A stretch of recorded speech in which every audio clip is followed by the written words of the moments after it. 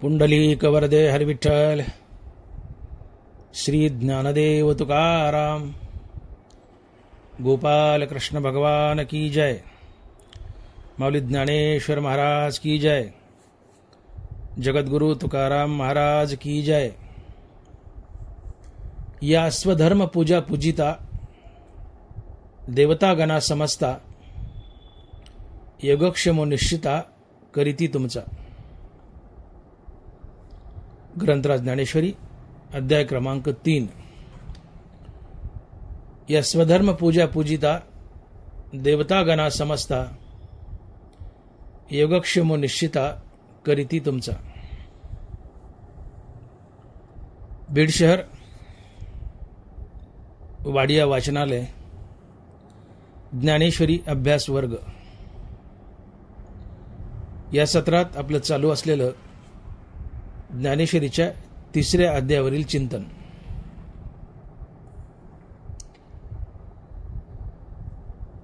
हे ज्ञानेश्वरीच्या 3ऱ्या अध्यायावरील दुसरं प्रवचन आहे। मागच्या बुधवारी आपण एक प्रवचन केलं 3ऱ्या अध्यायावर। आता 3ऱ्या अध्यायावरच हे दुसरं प्रवचन आहे आणि त्यासाठी निवडलेली ओवी आहे या स्वधर्म पूजा पूजिता देवता गणा समजता योगक्षेम निश्चिता करीती तुमचा। मागच्या पहिल्या प्रवचनात आपण सुरुवातीच्या 85 ओव्या अभ्यासल्यात। ज्ञानेश्वरीच्या 3ऱ्या अध्यायातील 85 ओव्या अभ्यासल्यात। आज आपणास 3ऱ्या अध्यायातील 86 ते 118 अशा एकूण 32 ओव्या अभ्यासायच्या आणि 32 ओव्यात आजच्या चिंतनासाठी निवडलेली ओवी ती आहे या स्वधर्म पूजा पूजिता देवता गणा समजता योगक्षेमो निश्चिता करीती तुमचा।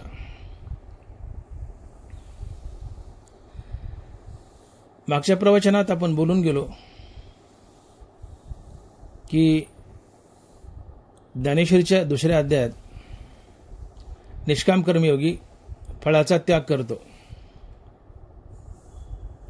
मग त्याला फळ मिळतच नाही का? तर जरूर मिळतं आणि ते अनंत पटीने मिळतं आणि अनंत पटीने मिळणारी फळं 3ऱ्या अध्यायात आली आहेत। काय काय फळं मिळतात निष्काम कर्मयोगाला? नंबर 1, निष्काम कर्मयोगाने देव भेटतो। 2, निष्काम कर्मयोगाने जीवन पाप पुण्य रहित होतं। 3, निष्काम कर्मयोगाने अहंकार जातो। 4, निष्काम कर्मयोगाने वैराग्य लाभते, चित्तशुद्धी होते, आत्मज्ञान लाभते, मुक्ती मिळते। 5, निष्काम कर्मयोगाने स्वर्गीय देवतांची पूजा घडते, यातून पर्जन्य, योगक्षेम व श्रीमंती लाभते। 6, शरीर व बुद्धी सतेज राहते। 7, समाज सुखी होतो। 8, कर्मयोगी समाजासाठी आदर्श ठरतो व समाजात धर्म नांदतो। 9, समाजातून दंभ निघून जातो। अशी ही 9 अर्थात अनेक फळं निष्काम कर्मयोगाला मिळतात। भले 2ऱ्या अध्यायात निष्काम कर्मयोगाने कर्माचे फळ त्यागले, पण 3ऱ्या अध्यायात त्याला अनंत फळं मिळाली आहेत। आणि निष्काम कर्मयोगाला पहिलं आणि सर्वात महत्त्वाचं फळ काय मिळतंय? तर निष्काम कर्मयोगाला देवच भेटतो। निष्काम कर्मयोगाला देवच भेटतो, निष्काम कर्मयोगी देव बनतो आणि निष्काम कर्मयोगाला देवही भेटतो। कसा? तर आपण अभ्यासलंय। कारण निष्काम कर्मयोगाने अहंकार जातो, विवेक वैराग्य लाभतं, चित्तशुद्धी होते, आत्मज्ञान लाभतं आणि त्यातून मुक्ती मिळते. आणि मुक्ती मिळणं म्हणजे देव बनणं आणि देव भेटणं होय. आणि म्हणून आपण बोललो की निष्काम कर्मयोगाला तिसऱ्या अध्यायात जे पहिलं फळ लागतं, जे पहिलं फळ लाभतं, ते आहे निष्काम कर्मयोगाला देवाची प्राप्ती होते. निष्काम कर्मयोगाला देवाची प्राप्ती होते. आज आपणास या प्रस्तुत प्रवचनात निष्काम कर्मयोगाला दुसरं फळ काय लाभतं, तर ते आहे निष्काम कर्मयोगाने स्वर्गीय देवतांची पूजा घडते व त्यातून पर्जन्य, योगक्षेम व श्रीमंती लाभते. तुम्ही जर निष्काम कर्मयोग केला, स्वकर्मानं ईश्वरास भजलं, तो कर्मे ईशू भजावा हे जे बोलिलो. स्वकर्मानं ईश्वरास भजलं तर ही ईश्वराची पूजा तर असतेच, परंतु त्यासोबत ही स्वर्गीय देवतांचीही पूजा असते. आणि या स्वधर्माच्या पूजेने, निष्काम कर्माच्या पूजेने स्वर्गीय देवता संतुष्ट होतात आणि त्याच्या बदल्यात तुम्हाला त्या पर्जन्य देतात, योगक्षेम देतात, श्रीमंती देतात. आणि म्हणून ज्ञानोबा लिहित आहेत की या स्वधर्म पूजा पूजिता देवतागणा समजता योगक्षेमो निश्चिता करीती तुमचा. तुम्ही स्वधर्मानं स्वर्गीय देवतांना भजलं, किंबहुना आपला स्वधर्म, आपल्या वाट्याला आलेलं काम हे जर ईश्वरार्पण बुद्धीनं केलं, ती स्वर्गीय देवतांची पूजा असते. या पूजेने स्वर्गीय देवता संतुष्ट होतात आणि त्याच्या बदल्यात त्या तुमचं योगक्षेम चालवतात. योगक्षेम या शब्दाचा अर्थ होतो अप्राप्त वस्तूची प्राप्ती होणे आणि प्राप्त झालेल्या वस्तूचं रक्षण करणे. योग म्हणजे जे मिळालं नाही ते मिळणे, आणि क्षेम जे मिळाले त्याचं रक्षण करणे. म्हणून तुम्ही कर्मानं जर ईश्वराला भजलं, अर्थात स्वधर्मानं स्वर्गीय देवतांची पूजा केली, तर त्या बदल्यात स्वर्गीय देवता संतुष्ट होतात आणि त्या तुमचं योगक्षेम चालवतात. त्या तुम्हाला हवंय तर देतात, तुम्ही मागावून त्यांनी द्यावं. असा स्वधर्मानं स्वर्गीय देवताची पूजा केल्याचा महिमा आहे. अतिशय सोपं आहे. तुम्हाला काहीच करायचं नाही वेगळं, फक्त आपलं कर्म ईश्वराची पूजा म्हणून करायचं. मुखात हरिनाम धारण करून आपलं प्रत्येक कर्म कर्माभिमानाने फलेच्छा टाकून कर्तव्य आणि प्रभुपूजा समजून ईश्वराप्रित्यर्थ व ईश्वरार्पण बुद्धीने करा. हाच निष्काम कर्मयोग आहे. हीच भगवंताची परिपूर्ण भक्ती आहे. हीच स्वर्गीय देवतांची पण भक्ती आहे. आणि या भक्तीनं स्वर्गीय देवता प्रसन्न होतात आणि तुमचा योगक्षेम चालवतात. आणि म्हणून ज्ञानोबा लिहित आहेत की या स्वधर्म पूजा पूजिता देवतागणा समजता योगक्षेमो निश्चिता करीती तुमचा. कर्मानं ईश्वराला भजलं, ईश्वर तर संतुष्ट होतोच. ज्ञानोबा लिहित आहेत त्या सर्वात्मका ईश्वरा स्वकर्म कुसुमाची वीरा पूजा केली हो या पारातोषा लागे. म्हणून ये पूजे रिजलेन आत्मराजे वैराग्य सिद्धी देजे पसायतया. तुम्ही कर्मानं ईश्वराची पूजा केली, कर्म ईश्वरार्पण बुद्धीने केले, कर्म फलत्यागयुक्त केले, ही ईश्वराची पूजा तर आहेच.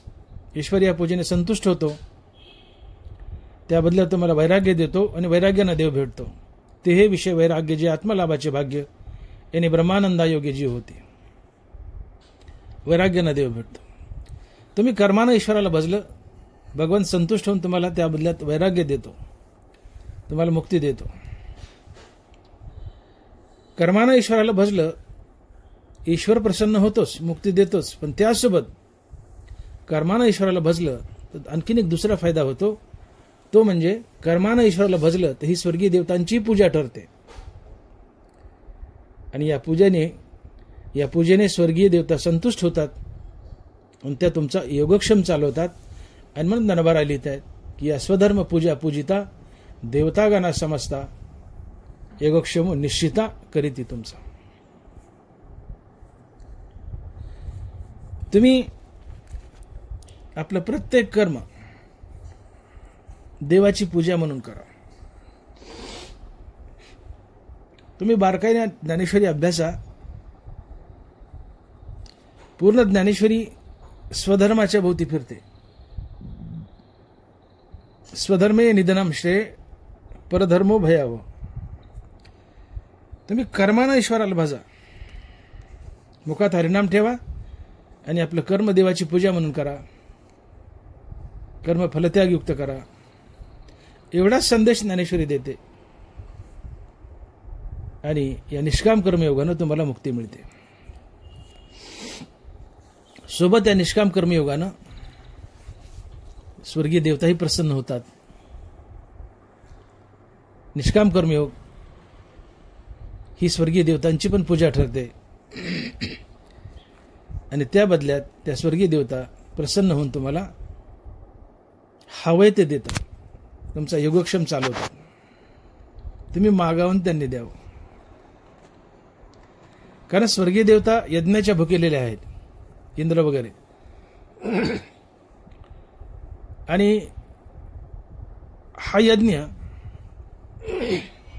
म्हणजे होमात तूप टाकणे, लाकडं टाकणे, जाळ लावणे हा यज्ञ नाहीये. ज्ञानेश्वरीतला यज्ञ म्हणजे कर्मानं ईश्वराला भजणं. तर कर्मेषु भजावं हे जे बोलिलो, आपल्या वाट्याला आलेलं कर्म देवाची पूजा म्हणून करणं, आपल्या वाट्याला आलेलं कर्म फलत्यागयुक्त करणं, हाच ज्ञानेश्वरीतला यज्ञ आहे. आणि म्हणून ज्ञानोबा लिहित आहेत की स्वधर्म जो बापा तोची नित्य यज्ञ जाणपा. आपला स्वधर्म, आपल्या वाट्याला आलेलं कर्म देवाची पूजा म्हणून करणं, हाच ज्ञानेश्वरीतला नित्य यज्ञ आहे.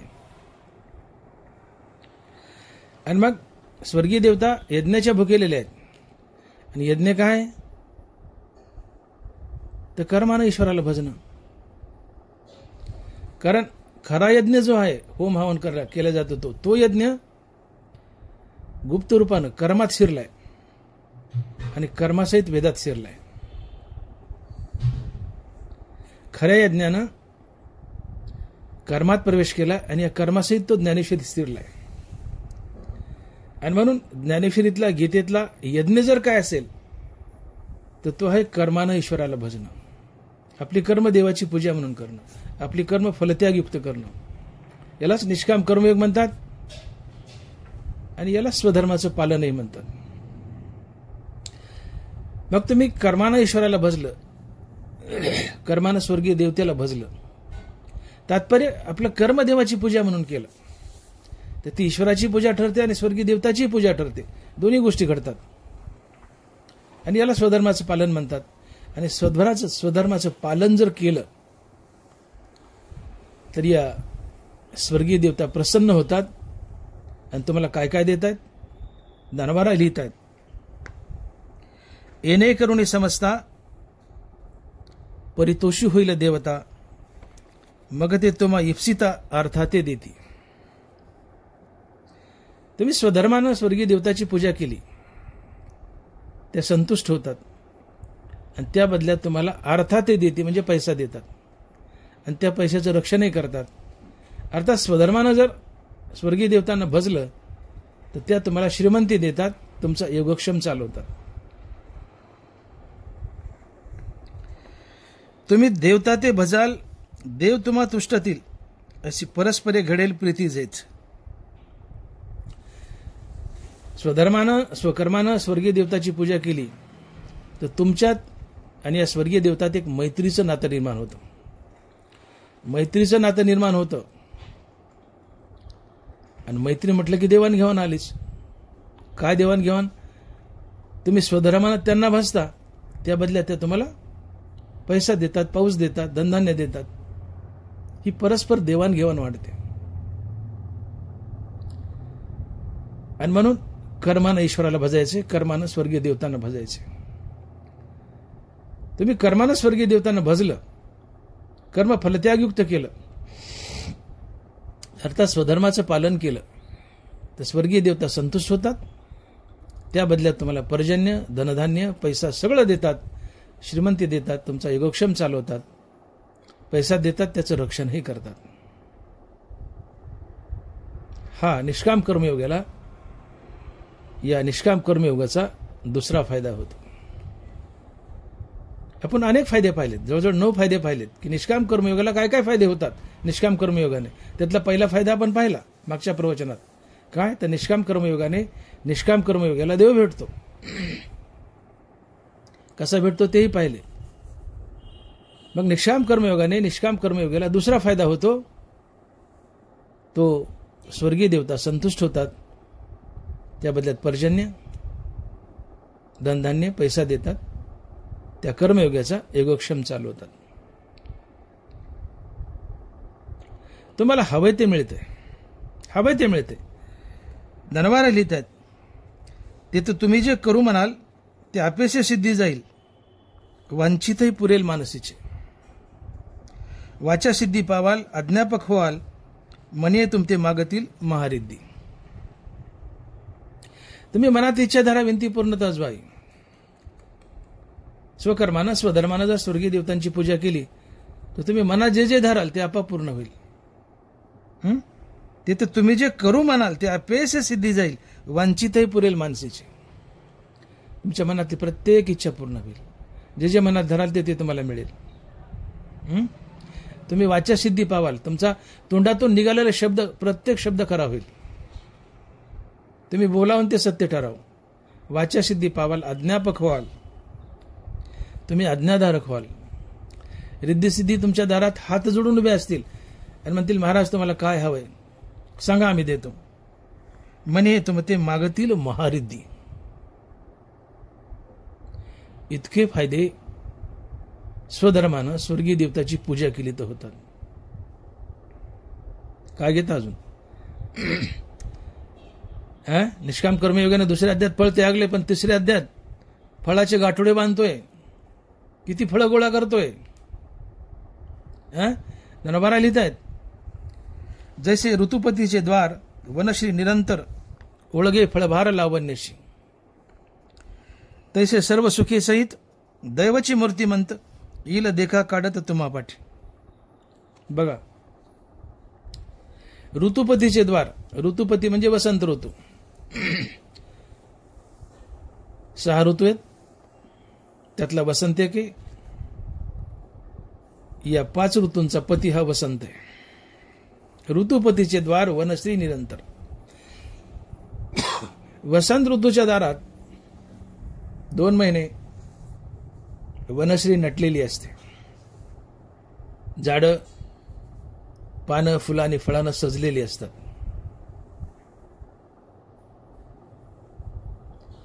जसं वसंत ऋतूमध्ये झाडं, पानं, फुलं, फळांनी सजतात, तसं तुम्ही जर स्वधर्मानं स्वर्गीय देवतांची पूजा केली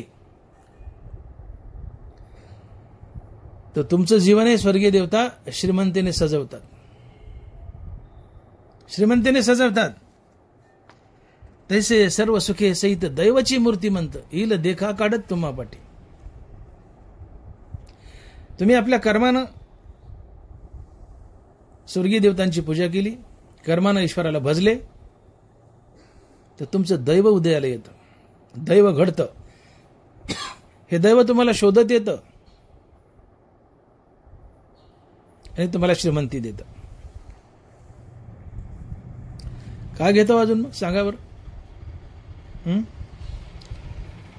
तुम्ही स्वधर्मानं जर स्वर्गीय देवतांची पूजा केली, या स्वधर्म पूजा पूजिता देवता गण समजतं. तुम्ही जर स्वधर्मानं स्वर्गीय देवतांची पूजा केली तर त्यांच्यात आणि तुमच्यात एक मैत्रीचं नातं निर्माण होतं. या स्वधर्मामुळे त्या संतुष्ट होतात आणि त्या बदल्यात तुम्हाला त्या पर्जन्य देतात, धनधान्य देतात, पैसा देतात, या सगळ्या गोष्टीचं रक्षणही करतात. तुम्ही वाचासिद्धी पावता, अज्ञापक होता, तुमच्या मनातली प्रत्येक गोष्ट सिद्धीला जाते, कडीला जाते, तुमचं दैव उदयाला येतं आणि दैव श्रीमंती घेऊन तुम्हाला शोधत येतं आणि भरभरून श्रीमंत करतो. इतके फायदे स्वकर्मानं, स्वधर्मानं जर ईश्वराला भजलं, अर्थात स्वर्गीय देवतांना भजलं तर होतात. मग भजा ना. तोंडावर पडू पडू संसार करता, कशासाठी? पैशासाठी. मिळते पैसा? नाही मिळत. कंगाल ते कंगालच. अरे मग निष्काम कर्मयोग करा ना. स्वकर्मानं ईश्वराला भजा ना. कर्म देवाची पूजा म्हणून करा. कर्म फलत्यागयुक्त करा. ही देवाची पूजा आहे, कृष्णाची पूजा आहे, स्वर्गीय देवताची पूजा आहे. मग त्या बदल्यात हे सगळं गबाळ मिळालं जी बोललो मी ते. स्वधर्मानं स्वर्गीय देवतांना भजलं तर काय काय मिळाले? त्या संतुष्ट झाल्या. त्या संतुष्ट झाल्या, तुम्हाला धनधान्य दिलं, पर्जन्य दिलं, पैसा दिला, वाचासिद्धी पावलात, अज्ञापक झालात, दैव उदयाला आलं, हे दैव तुम्हाला शोधत आलं, तुमच्या घरी श्रीमंती घेऊन आलं. इतकं सगळं गबाळ स्वधर्मानं स्वर्गीय देवतांची पूजा केल्यास मिळतं. काय हवंय अजून? आणि म्हणून पूर्ण ज्ञानेश्वरी, पूर्ण गीता एकच संदेश देते, तर कर्मे ईशू भजावा हे जे बोलिलो. कर्मानं ईश्वराला भजा. कर्मानं ईश्वराला भजणं हीच पांडुरंगाची पूजा आहे. कर्मानं ईश्वराला भजणं हीच स्वर्गीय देवतांचीही पूजा आहे. ही पूजा दोन्हीकडे जाते. कर्मानं ईश्वराला भजा. आपलं प्रत्येक कर्म मुखात हरिनाम धारण करून, कर्माभिमानाने पल्ल्याच्या टाकून, कर्तव्य आणि प्रभुपूजा समजून ईश्वरा प्रीत्यर्थ व ईश्वरार्पण बुद्धीनं करा. हाच निष्काम कर्मयोग आहे आणि हीच भगवंताची परिपूर्ण भक्ती आहे आणि हीच स्वर्गीय देवतांची पण भक्ती आहे. म्हणून स्वधर्माला भजा. स्वधर्म टाकू नका. स्वधर्म हा यज्ञ आहे. ब्रह्मदेव सांगतायत, तैसा स्वधर्म रूप मखू हाची सेवे एकू, ऐसे सत्य लोक नायकू म्हणता झाला. मनुष्य, तुमच्या जीवनात एकमात्र यज्ञ काय असेल तर स्वधर्माचं पालन. स्वधर्म रूप मखो, मख म्हणजे यज्ञ. मनुष्यानं तुमच्या जीवनात खरा यज्ञ काय असेल तर स्वधर्माचं पालन, हाच यज्ञ आहे.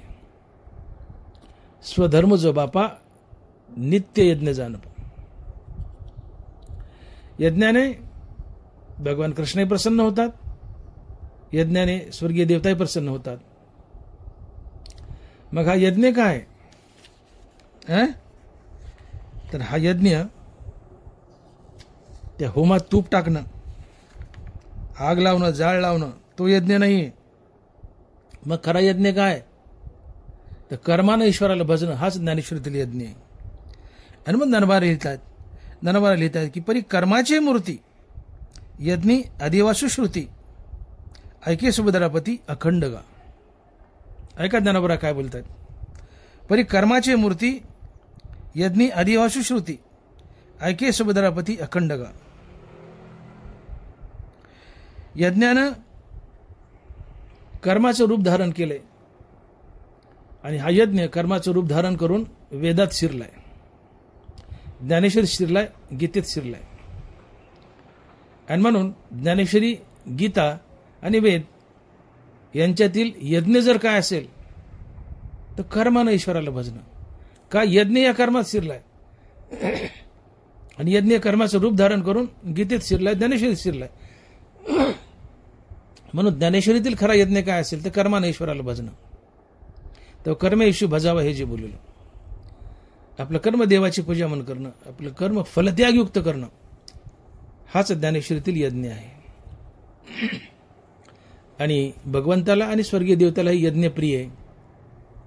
आणि मग यज्ञ काय? तर यज्ञ म्हणजे कर्माने ईश्वराला भजणं, स्वधर्माचं पालन करणं.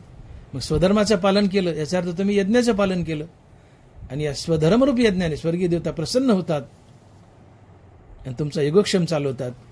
आणि मग 12 लिहित आहेत की या स्वधर्म पूजा पूजिता देवतागणा समजता योगक्षेमो निश्चिता करीती तुमचा. आणि म्हणून ब्रह्मदेव सांगतात की प्रजो स्वधर्म टाकू नका. तुम्ही जर स्वधर्मानं ईश्वराला भजलात तर हा तुमच्यासाठी कामधेनू होईल. 12 लिहित आहेत देखा स्वधर्माते भजाल तरी कामधेनू हा होईल. मग प्रजा हो न संडील तुमते कदा.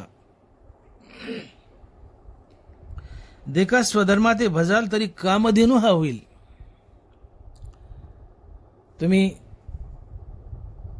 स्वधर्माची उपासना केली आणि या स्वधर्मानं भगवंताला उपासलं. स्वधर्मालाही उपासायचंय आणि स्वधर्माला उपासून या स्वधर्मानं भगवंताची उपासना करायची. तर हा स्वधर्म तुमच्यासाठी कामधेनू बनतो. कामधेनू नावाची गाय असते. तुम्ही मागावं तिने द्यावं, काही मागा ती तुम्हाला देते.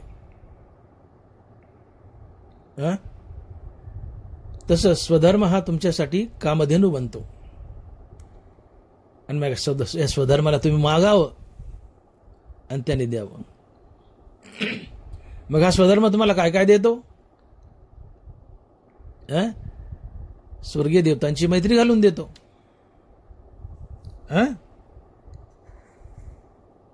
तुम्ही देवता ते भजाल देव तुम्हा तुष्टतील अशी परस्परे घडेल प्रीती तेच. परस्परे घडेल प्रीती तेच. हा स्वधर्म तुमच्यात आणि स्वर्गीय देवतात मैत्रीचं नातं निर्माण करतो, देवाणघेवाण वाढते. तुमच्यात आणि स्वर्गीय देवतात मैत्रीचं नातं झालं तर या स्वधर्मानं प्रसन्न होऊन स्वर्गीय देवता तुम्हाला पर्जन्य देतात, धनधान्य देतात, अर्थ म्हणजे पैसा देतात. या पैशाचं रक्षण करतात, अर्थात तुमचा योगक्षेम चालवतात, तुम्हाला अध्यापक बनवतात, वाचासिद्धी बनवतात. तुमचं दैव तुमच्यावर प्रसन्न होतं, दैव उदयाला येतं आणि संपत्ती घेऊन तुम्हाला शोधत तुमच्या घरी येतं. काय हवंय अजून? नुसतं कर्मानं ईश्वराला भजलं, कर्म देवाची पूजा म्हणून केलं तर इतक्या गोष्टी घडतात. आणि म्हणून कर्मदेवाची पूजा म्हणून करा, हे सगळं मिळेल. आणि कर्मदेवाची पूजा म्हणून करणं म्हणजे मी कर्म करता येते सांडोनिया निज चित्ते भगवत रूप भाविता भूते ब्रह्मार्पण ते होय कर्म. नीट ऐका होई. मी कर्म करता येते सांडोनिया निज चित्ते भगवत रूप भाविता भूते ब्रह्मार्पण ते होय कर्म. नाथ महाराज. कर्मानं ईश्वराला भजणं म्हणजे मी कर्म करतोय हा कर्माभिमान घेऊ नका. कर्माचं फळ मला मिळावं ही भावना मनात ठेवू नका. आणि ज्याच्यासाठी कर्म करता त्याला देव समजा आणि हे कर्म करताना मुखात हरिनाम ठेवा. तुमचं कर्म परिपूर्णपणे देवाला अर्पण होतं आणि या कर्माच्या पूजेने देव प्रसन्न होतो. त्या बदल्यात तुम्हाला वैराग्य देतो, मुक्ती देतो. या कर्माला स्वर्गीय देवताही प्रसन्न होतात, त्या बदल्यात त्या तुमचा योगक्षेम चालवतात. आणि म्हणून 12 लिहित आहेत या स्वधर्म पूजा पूजिता देवतागणा समजता योगक्षेमो निश्चिता करीती तुमचा. कर्मानं ईश्वराला भजा. ज्यावेळेस ब्रह्मदेवानं सृष्टी रचली त्यावेळेस लोक ब्रह्मदेवाकडे गेले आणि ब्रह्मदेवाला म्हणाले की ब्रह्मदेवा, आम्हाला मृत्यूलोकात आश्रय काय आहे, आमच्या उद्धाराचं साधन काय आहे. त्यावेळेस ब्रह्मदेवानं एकच उत्तर दिलं त्यांना की बाबांनो, तुमच्या उद्धाराचं एकच साधन आहे आणि ते आहे स्वधर्माचं पालन. स्वधर्माचं पालन करा, तुमचा उद्धार होईल. मग आमचा हा स्वधर्म कसा ठरतो? तर ब्रह्मदेव उत्तर देत आहेत, नरमारा लिहित आहेत, तुम्हा वर्ण विशेष वशे आम्ही हा स्वधर्मोची विहिला असे, या ते उपासा मग आपेसे कामपूर्ती. तुम्हा वर्ण विशेष वशे आम्ही हा स्वधर्मोची विहिला असे, या ते उपासा मग आपेसे कामपूर्ती. तुम्ही ज्या वर्णात जन्म घेतलाय त्या वर्णाचं काम हाच तुमचा स्वधर्म आहे.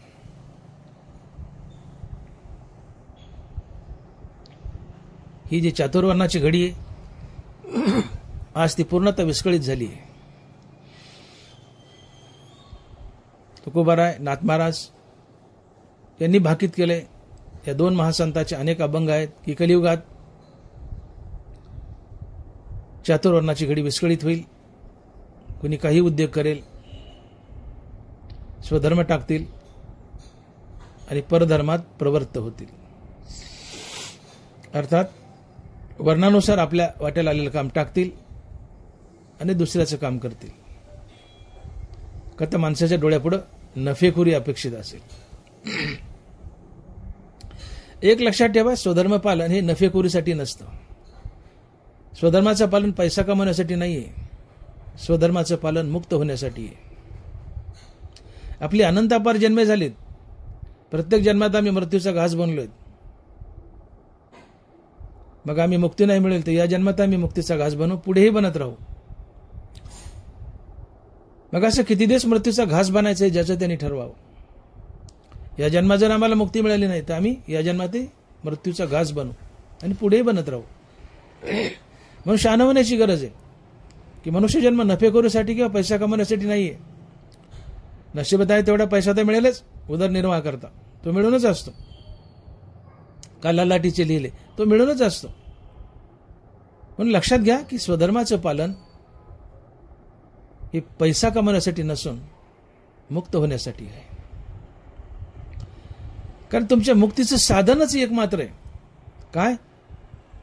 तर मुखात हरिनाम धारण करून कर्मानं ईश्वराला भजा. मुखात हरिनाम धारण करून कर्मानं ईश्वराला भजा. हेच तुमच्या मुक्तीचं प्रमुख साधन आहे. आणि तेच ब्रह्मदेव सांगतायत, नरमारा लिहित आहेत की तुम्हा वर्ण विशेष वशे आम्ही स्वधर्माची विहिला असे, या ते उपासा मग आपेसे कामपूर्ती. वर्णाच्या रूपानं अर्थात ज्या वर्णात जन्म घेतलाय त्या वर्णाचं काम हाच तुमचा स्वधर्म आहे.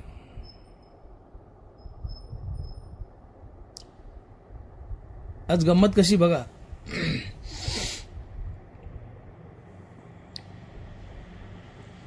चातुर्वर्णाची घडी विस्कळीत झाली आहे.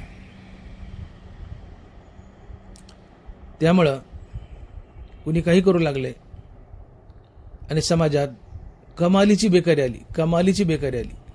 हा चातुर्वर्ण काही माणसाने निर्माण केलेला नाही हो. हा भगवान श्रीकृष्ण निर्माण केलाय, भगवान विष्णू निर्माण केलाय.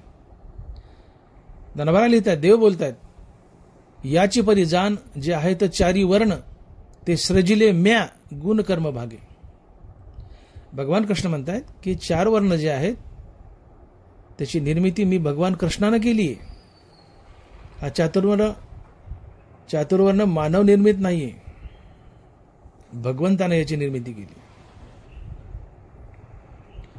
मग भगवंताने ज्याची निर्मिती केली ते वाईट कसं असेल हो? ते चांगलंच असेल ना.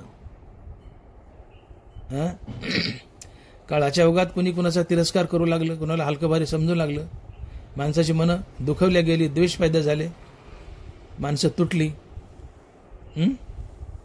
उच्च नीच भेदभाव आला, नको यायला होता पण काही लोकांना आणला.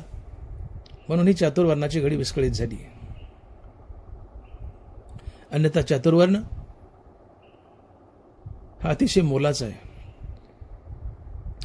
चातुर्वर्णामुळे माणसाला रेडीमेड व्यवसाय मिळतो. बापाचा व्यवसाय मुलगा चालवतो, लगेचच हाताला काम मिळतं, जीवनात बेकारी येत नाही. आज कमालीची बेकारी आहे समाजामध्ये. बघा तुम्ही, कुणी अमेरिकेला पळतंय, कुणी इंग्लंडला पळतंय, कुणी ऑस्ट्रेलियाला जातंय, कुणी कॅनडाला जातंय, कुठंही चाललेत मुलं, मोठं मोठं शिक्षण घेतलेत, पण टोकाची बेकारी आहे. का बर?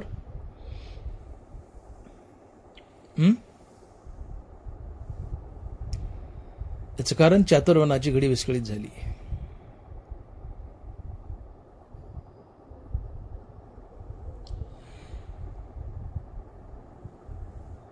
धनवराज सांगतायत की तुम्ही जर चातुर्वर्णाचं पालन केलं, वर्णानुसार आपल्या वाटेला व्यवसाय केला देवाची पूजा म्हणून, तर तुम्हाला धनधान्य पैसादला हे तर मिळतच, पण त्यासोबत मुक्तीही मिळते. हनुमंत धनवरा लिहित आहेत की तुम्ही व्रते नियमो न करावे, शरीरा ते न पिडावे, दुरी केही न वाचावे, तीर्थासी गा.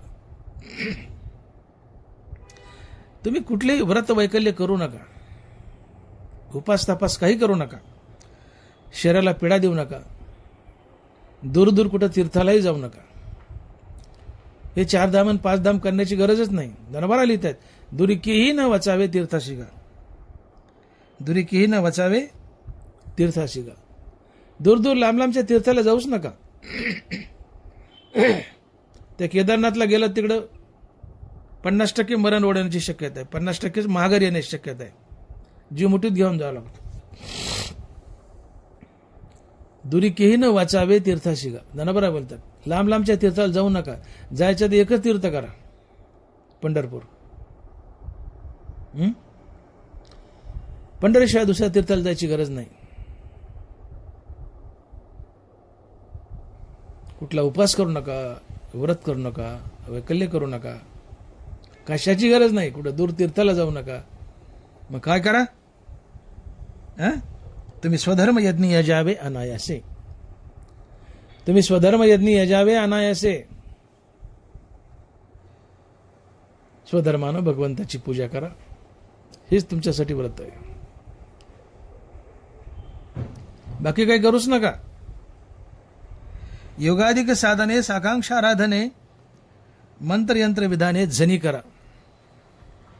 देवतांतरा न भजावे, हे सर्वथा काही न करावे. तुम्ही स्वधर्म यज्ञ यजावे अनायासे. योगाधिक साधनं मंत्र तंत्र यंत्र या भानगडीत पडूच नका. व्रत वैकल्य उपास तापास काही करू नका. दूर दूर तीर्थाला जाऊ नका. मग काय करा? एकच करा, तुम्ही स्वधर्म यज्ञ यजावे अनायासे. स्वधर्मानं भगवंताची पूजा करा. मुखात हरिनाम ठेवा आणि आपलं कर्म देवाची पूजा म्हणून करा. तुम्हाला सगळं सगळं सगळं मिळेल. मुक्ती मिळेल, देव मिळेल, धन दौलत पैसादला तीही मिळेल, सगळं मिळेल. वांछितही पुरेल मानसीचे. मनातली प्रत्येक इच्छा पूर्ण होईल. पण पसायदानात सुद्धा धनवरायने पहिला सिद्धांत टाकलाय, जे खळांची व्यंकटी सांडो हे माग नाही, यात सिद्धांत नाहीये. पसायदानाच्या 9व्या धनवरायने 3ऱ्या वहीत पहिला सिद्धांत टाकलाय, दुरिताचे तिमिर जावो, विश्व स्वधर्म सूर्य पाहो, जो जे वांछील तो ते लाहो प्राणी जात. ज्याची जी इच्छा ती पूर्ण हो, पण कधी? विश्व स्वधर्म सूर्य पाहो. विश्वामध्ये स्वधर्माचा सूर्य उदयाला जर आला, अर्थात तुम्ही आपलं स्वकर्म देवाची पूजा म्हणून केली, प्रत्येकानं स्वधर्माचं पालन केलं, तर पुढं जो जे वांछील तो ते लाहो प्राणी जात. अन्यथा नाही. बरेच लोक लग्नपत्रिकेवर ही ओवी टाकतात, दुरिताचे तिमिर जावो, विश्व स्वधर्म सूर्य पाहो, जो जे वांछील तो ते लाहो प्राणी जात.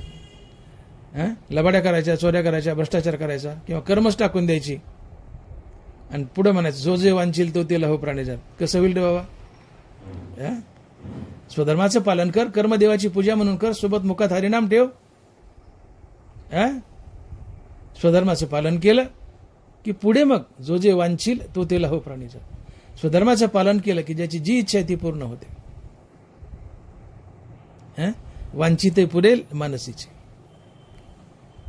आणि स्वधर्माचं पालन करा, तुम्हाला हवंय ते मिळेल. स्वधर्म तुमच्यासाठी कामधेनू बनेल.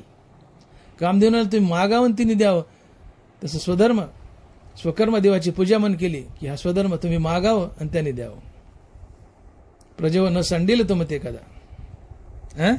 देखा स्वधर्मा ते भजाल तरी कामधेनू हा होईल. मग प्रजो न संडील तुमते कदा. हा स्वधर्म तुमच्यासाठी कामधेनु होईल. इतकी मोठी फळं निष्काम कर्मयोगाला मिळत आहेत. दुसऱ्या अध्यायात कर्मयोगी कर्माचं फळ टाकतोय, पण तिसऱ्या अध्यायात फळाचं गठोडं बांधतोय. आणि एवढी सगळी फळं उचलतोय तो. किती फायदेत निष्काम कर्मयोगाचे बघा. म्हणून कर्मानं ईश्वराला भजा, तुम्हाला हवंय ते मिळेल. कारण कर्मानं ईश्वराला भजणं ही पांडुरंगाची पूजा आहेच, पण त्यासोबत स्वर्गीय देवतांची पूजा आहे.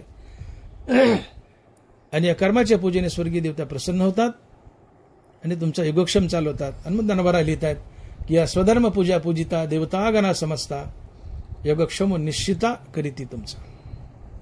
योगक्षम निश्चिता करीती तुमचा.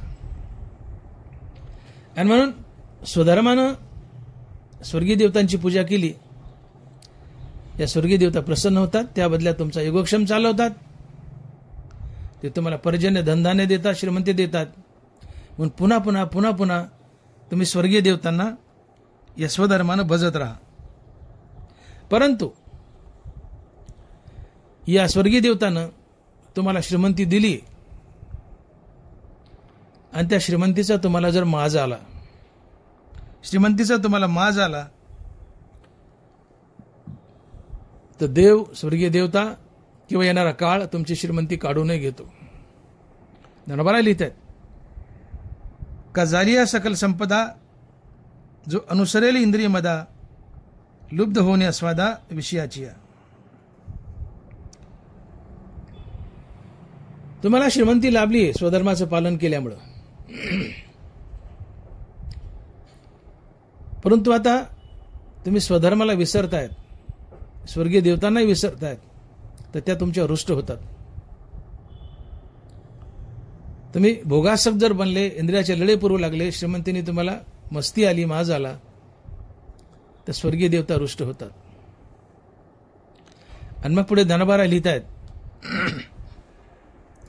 ती ही यज्ञ भाविकी सुरी जेहे संपत्ती दिदली पुरी तया स्वरमार्गी सर्वेश्वरी न भजेल जो.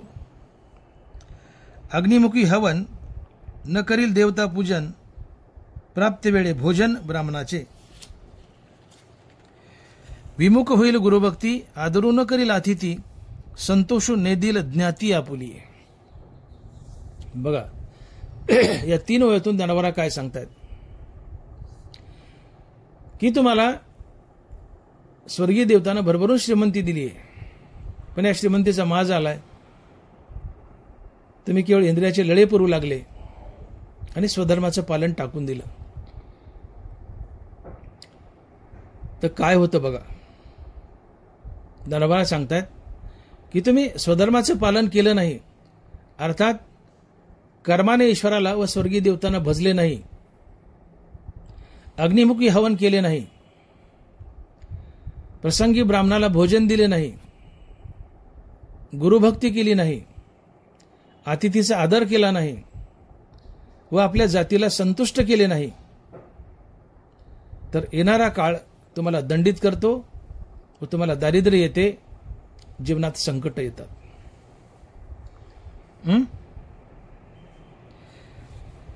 या मी आता बोललेल्या गोष्टी टाकून देणं म्हणजे स्वधर्मच टाकणं. या सगळ्या गोष्टी स्वधर्मात येतात. या गोष्टी न करणं म्हणजे स्वधर्म टाकणं. आणि मग धनवारा लिहित आहेत की ऐसा स्वधर्मो क्रिया रहितो अथिलेपणे प्रमत्तू केवळ भोगासोक्त होईल जो. तया मग अपाव थोरू आहे जेने ते हातीचे सकळ जाये देखा प्राप्तही न लाहे भोग भोगू.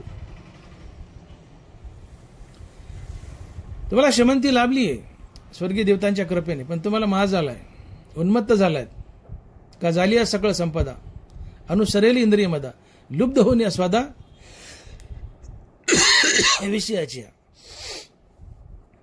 तुम्ही या श्रीमंतीने माजलायत, इंद्रियाचे लळे पुरवू लागलायत, भोगासक्त झालायत, स्वधर्माचं पालन करत नाहीत, स्वधर्मानं भगवंताला आणि स्वर्गीय देवताला भजत नाहीत, अग्नीला हवन करत नाहीत, प्रसंगी ब्राह्मणाला जेवण देत नाहीत, गुरुभक्ती करत नाहीत, पाहुण्याचा आदर करत नाहीत आणि आपल्या जातीला संतुष्ट करत नाहीत,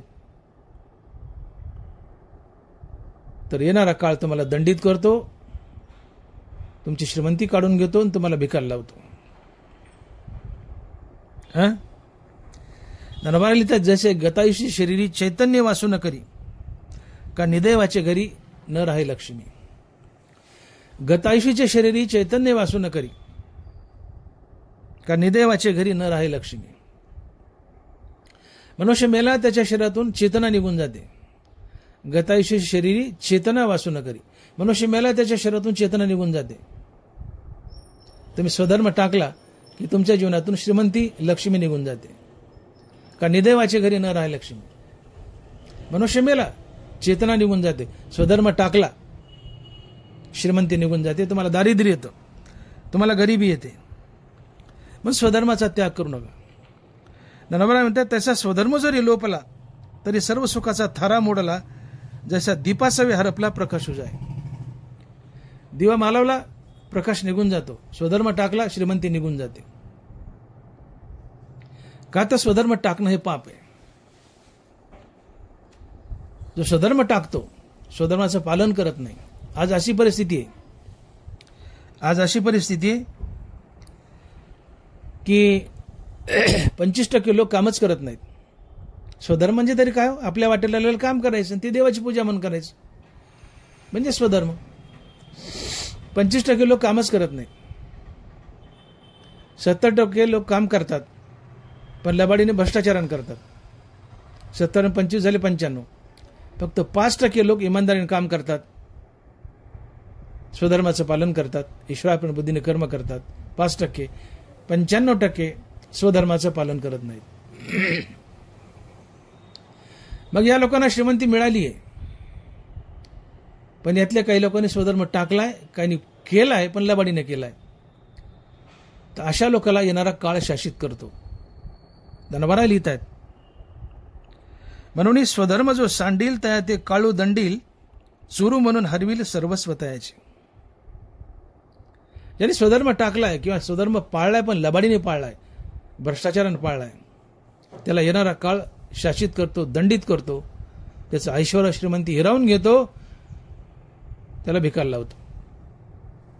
एवढंच नाही तर नाना प्रकारचे रोग आणि संकट त्याच्या जीवनात आणतो.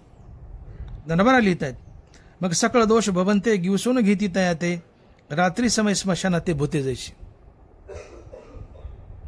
तशी त्रिभुवनाची दुःखी आणि नानाविध पातके, धन्य जात तितुके तेथेची वसे.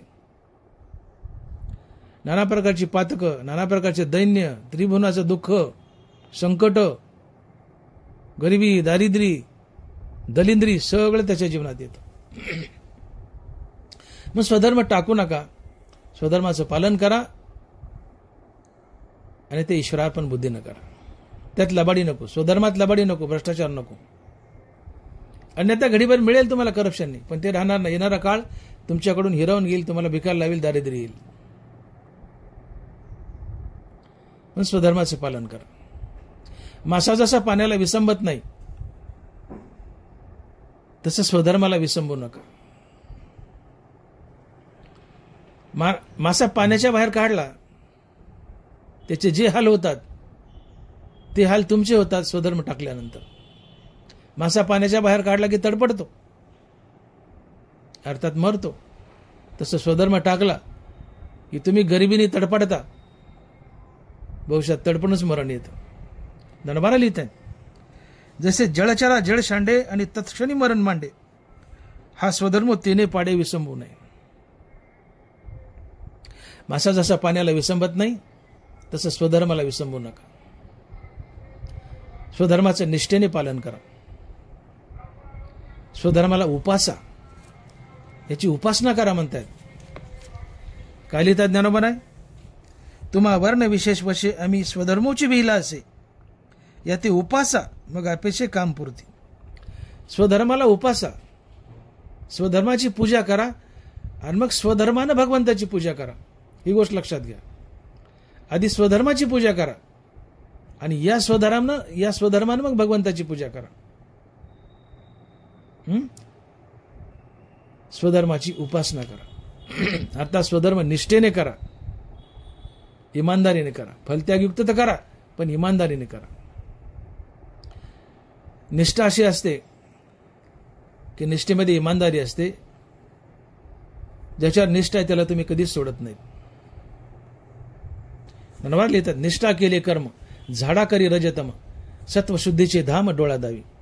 निष्ठेने इमानदारीने फलत्यागयुक्त कर्म केले तर देव तुमच्या रजतमाचा झाडा करतो, तुमच्या जीवनात सात्विक गुण वाढवतो आणि सत्वगुणानं आत्मज्ञानाची प्राप्ती होते.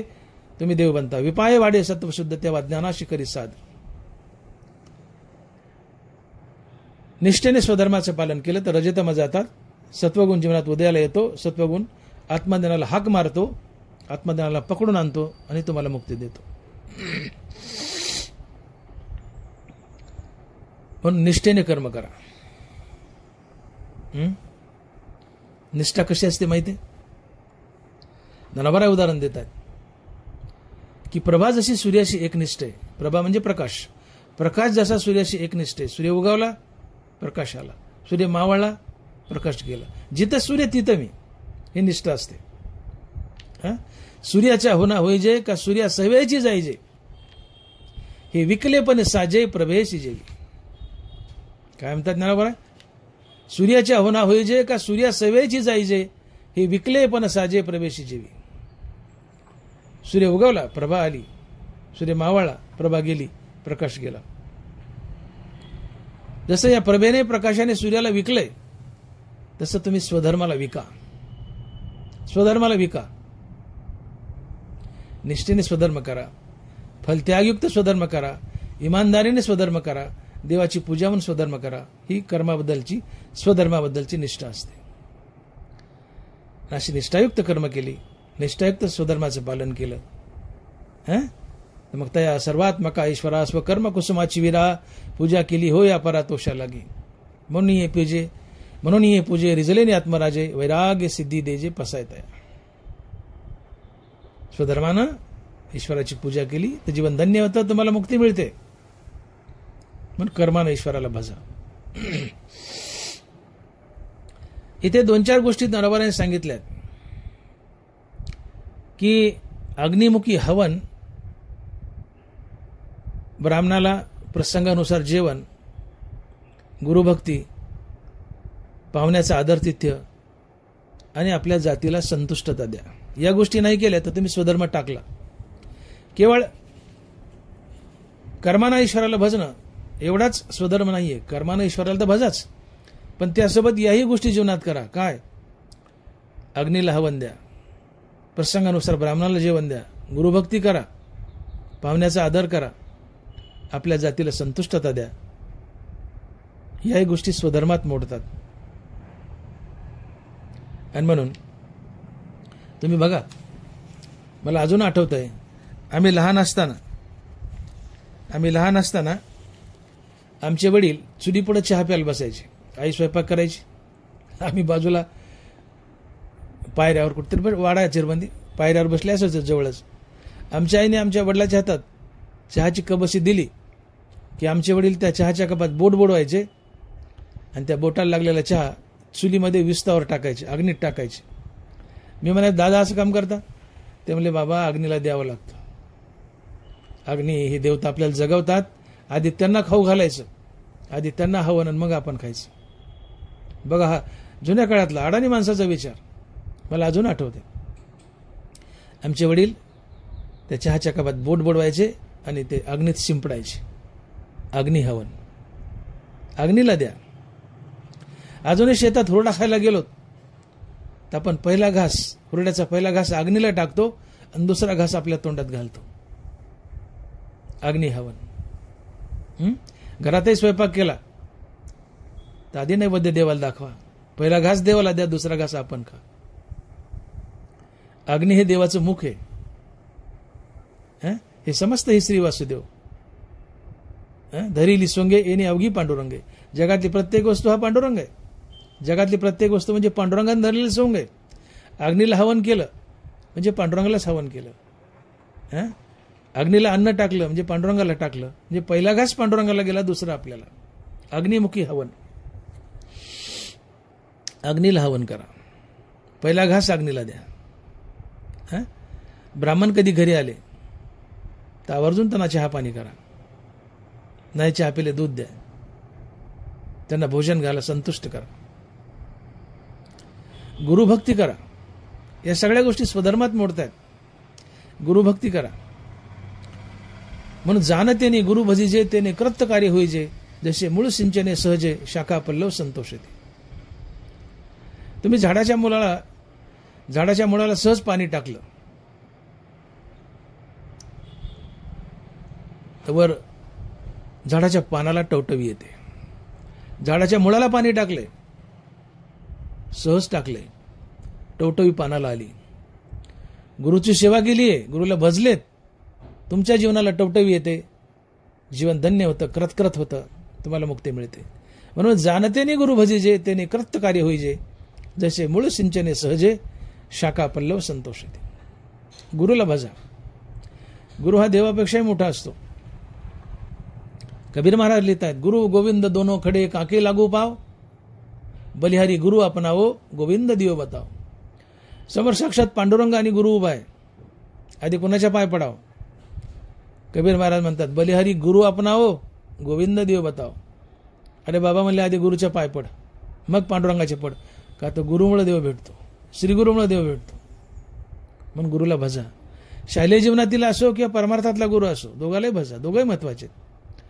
म्हणून प्राथमिक शाळेपासून तर शेवटचं शिक्षण होईपर्यंत आपल्या जीवनात कुठलाही गुरु भेटला, पटकन त्याच्या पाय पडा, चरण स्पर्श करा, त्याचा कृपाशीर्वाद घ्या, जीवन धन्य होतं. म्हणून जाणतेने गुरु भजिजे तेने कृत्य कार्य होईजे, जसे मूळ सिंचने सहजे शाखा पल्लव संतोषते. गुरुला भजा. गुरुला भजले नाही, गुरुचा अनादर केला तर तुमची विद्या सफल होत नाही, मनोगत सफल होत नाही, जीवनात पदोपदी अपयश येतं, तुम्ही यशस्वी ठरत नाहीत. यशस्वी ठरायचं ना, गुरुला भजा, भरभरून यश मिळेल. गुरुभक्ती करा. अतिथीचा आदर करा. पाहुणा घरी आलाय, त्याचा तिटकारा करू नका. नेहमी नेहमी येतो, वैताग येतो, पण वैतागून जाऊ नका. येतोय नेहमी नेहमी येऊ द्या. तांब्यावर पाणी द्या, कबर चहा पाजा, वाटा लावा. नरवारा लिहितात, अपमानीला अतिथीने सुकृताची संपत्ती, साई खड्या गती तंतू जैसा. पाहुणा आलाय, त्याचा तिटकारा केलाय, अपमान केलाय, हकलून दिलाय, तो तुमची संपत्ती घेऊन जातो. कशाची? ने सुकृताची संपत्ती. तुमची संपत्ती नेली, कशाची? पुण्याची, आणि तुम्हाला पाप देऊन जातो. आणि अतिथी आलाय, कंटाळा करू नका, त्याची अडचण दूर करा. तांब्यावर पाणी द्या, चहा पाजा, दूध पाजा. प्रसंगानुसार भुकेलेला असेल, 4 घास खाऊ घाला, अन्न द्या. हे अन्न तुम्ही पांडुरंगाच्या तोंडात घातले, कारण अतिथी देव भव, आलेला पाहुणा हा देव असतो. तुम्ही पांडुरंगालाच खाऊ घातले असं समजा, किंबहुना पांडुरंगालाच खाऊ घातलेलं असतं. म्हणून अतिथीचा सत्कार करावा. आणि सगळ्यात मोठं सांगितलंय की तुम्ही आपल्या जातीला संतुष्ट करा. आपल्या जातीला संतुष्ट करा. धनबारा लिहित आहेत, विमुख होईल गुरुभक्ती, आदरू न करील अतिथी, संतोषू नेदिल ज्ञाती आपुली. हे वाक्य ऐका, संतोषू नेदिल ज्ञाती आपुली. अतिथीचं स्वागत करा, ब्राह्मणाला जीव घाला, गुरुभक्ती करा, अग्निमुखी हवन करा. या गोष्टी तर कराच, पण यात सर्वात महत्वाचं आहे, आपल्या जातीला संतुष्ट करा. आपल्या जातीला संतुष्ट करा. संतोषू नेदिल ज्ञाती आपुली. ज्ञाती म्हणजे जात. जो आपल्या जातीला संतुष्ट करणार नाही, त्याला येणाऱ्या भावी जीवनात दारिद्र्य येईल. हे ज्ञानावरा बोलतायत. या सगळ्याच गोष्टी आल्या. स्वधर्माचं पालन करणार नाही, अग्निमुखी हवन करणार नाही, प्रसंगी ब्राह्मणाला जेवण घालणार नाही, गुरुभक्ती करणार नाही, पाहुण्याचा आदर करणार नाही, आणि आपल्या जातीला संतुष्ट करणार नाही. हे सगळं करणं म्हणजे स्वधर्म टाकणं. स्वधर्म टाकला तर येणारा काळ दंडित करतो, तुम्हाला दारिद्र्य येतं. पण या गोष्टीमध्ये मला आवर्जून तुमचं चित्त इकडे खेचायचंय की संतोषू न देईल ज्ञाती आपली, संतोषू ने देईल ज्ञाती आपली, हे वाक्य फार महत्वाचं आहे. आपल्या जातीला जो संतुष्ट करणार नाही त्याला दारिद्र्य येईल. कारण जातीला संतुष्ट न करणं म्हणजे स्वधर्म टाकणं. आता गंमत अशी आहे की जात म्हणजे 18 पगड जाती घेऊ नका. 4च जाती आहेत: ब्राह्मण, क्षत्रिय, वैश्य आणि पुढची टिंबटिंब. ब्राह्मण, क्षत्रिय, वैश्य आणि पुढची टिंबटिंब, या 4च जाती आहेत. हे 4 वर्ण म्हणजे 4 जाती. 18 पगड जाती म्हणजे जात नव्हे. हे 4 वर्ण म्हणजे 4 जाती, आणि या 4 जाती भगवान कृष्णाने निर्माण केल्या. मग ज्ञानोबा सांगतात की आपल्या जातीला संतुष्ट करा. आता तुम्ही ब्राह्मणाच्या जातीत जन्म घेतला म्हणजे ब्राह्मणाच्या वर्णात, ब्राह्मणाचं कर्म करा. भले तुम्ही नोकरी करताय जरूर करा, व्यापार करताय जरूर करा, पण त्यासोबत ब्राह्मणाची जी कर्म सांगितली ती करा, म्हणजे तुम्ही ब्राह्मण जातीला संतुष्ट केले. तुम्ही क्षत्रिय आहेत, नोकरी करताय, व्यापार करताय, बिझनेस वगैरे जे काही करताय ते जरूर करा, पण त्यासोबत आपल्या क्षत्रिय जातीचं कर्म करा. तुम्ही क्षत्रिय जातीला संतुष्ट केलं. आता ब्राह्मणाची, क्षत्रियाची काय धर्म आहेत, मोठा विषय, तिकडे मी जात नाही. एक वैश्याचं सांगतो आणि पुढे चालतो. 3रा वर्ण आहे वैश्य. वैश्यामध्ये 18 पगड जाती येते. नुसत्या ओबीसी मध्ये 374 जाती आहेत असं म्हणतात. अनेकदा ऐकले आपण टीव्हीवर, ओबीसी मध्ये 374 जाती आहेत असं कणकावून म्हणतायत. आहेत बी. हे ओबीसीत येणाऱ्या 374 जाती या सगळ्या वैश्य वर्गात मोडतात. ओबीसी वर्ग म्हणजे वैश्य वर्ग. काही ओपन मधल्या जाती सुद्धा वैश्यात मोडतात. आपल्याला कुठल्या जातीचं नाव घ्यायचं नाही, पण जे ओपन मध्ये आहेत काही तेही वैश्य आहेत, आणि ओबीसीतले तर वैश्य आहेतच आहेत. म्हणजे 374 जाती अधिक ओपन मधले काही, हे सगळे वैश्य आहेत. म्हणजे 374 किंवा 380 जाती अजूनही असतील, पण कमीत कमी 380 जाती किंवा 480 जो काही आकडा असेल, असं मी 374 का 474 असं काहीतरी आकडा आहे, अंदाजे धरा. या 400-500 जाती म्हणा, सरळ म्हणा. 300-400 जाती ज्या आहेत अंदाजे या ओबीसी आहेत, आणि सगळे ओबीसी या 300-400 जाती वैश्य आहेत. आणि वैश्याचं कर्म आहे शेती करणं, गोपालन करणं आणि व्यापार करणं, पैशाची देवाणघेवाण करणं. ही प्रमुख 4 कामं वैश्याची सांगितली आहेत. नरवारा लिहितात, किंबहुना आकर्षीजीने गोधने राखून असणे, समर्गीची विकणे महर्गी वस्तू. किंबहुना आकर्षीजीने गोधने राखून असणे, समर्गीची विकणे महर्गी वस्तू. वैश्याला काय काय कर्म सांगितलेत या 400 जातीला, 374 किंवा 400 म्हणा, या जातीला काय सांगितले? हे सगळे वैश्य 400 जातीवाले, यांची काय काम आहेत? किंबहुना आकर्षीजीने शेती करणे, गोपालन करणे, व्यापार करणे, पैशाची देवाणघेवाण करणे. म्हणजे जवळपास मॅक्झिमम जाती वैश्यामध्ये येतात. 18 पगड जात वैश्यामध्ये येते. 400 जाती वैश्यामध्ये मोडतात. 400 जाती ओबीसी मध्ये, म्हणजे ओबीसी सगळाच वैश्य आला. म्हणजे 400 जाती ओबीसीतल्या वैश्य आहेत. त्या 400 जातीने काय करावं? शेती करावी, गोपालन करावं, व्यापार करावा, पैशाची देवाणघेवाण करावी.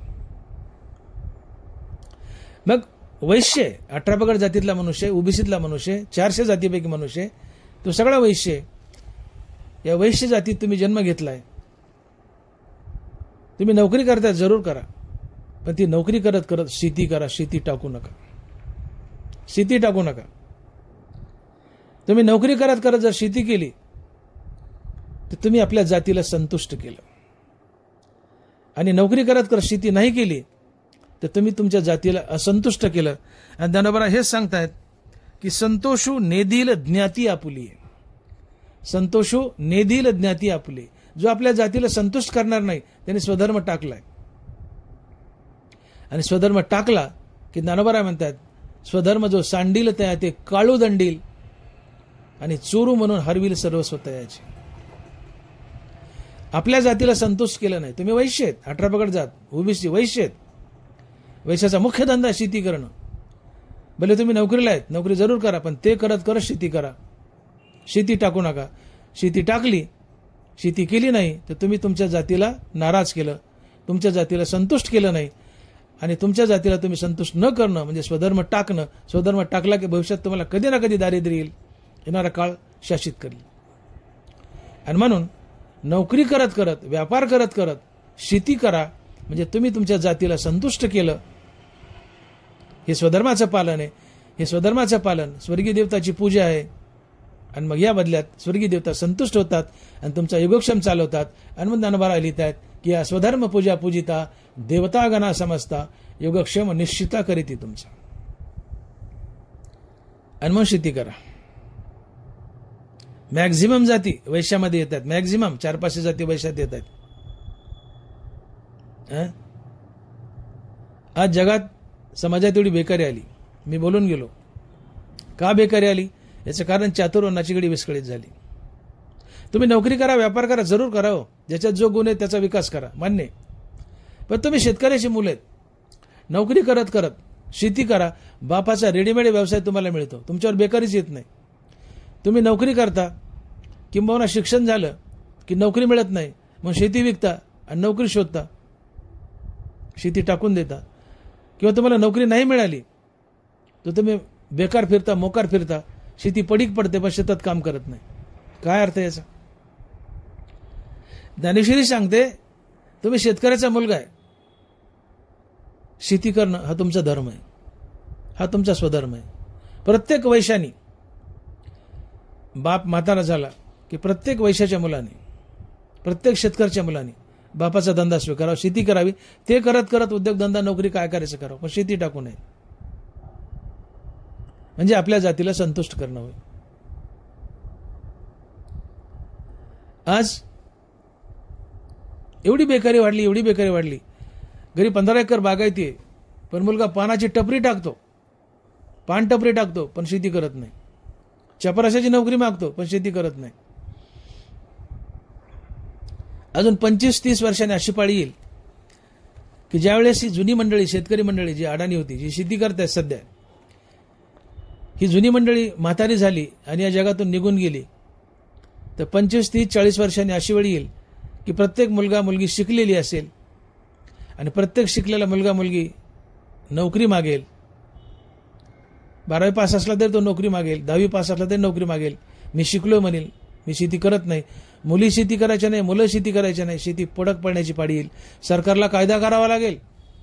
सरकारला कायदा करावा लागेल की 2 मुलं असतील तर एक कंपल्सरी शेतीत ठेवा, एकाला व्यवसाय किंवा नोकरी करायला हवा.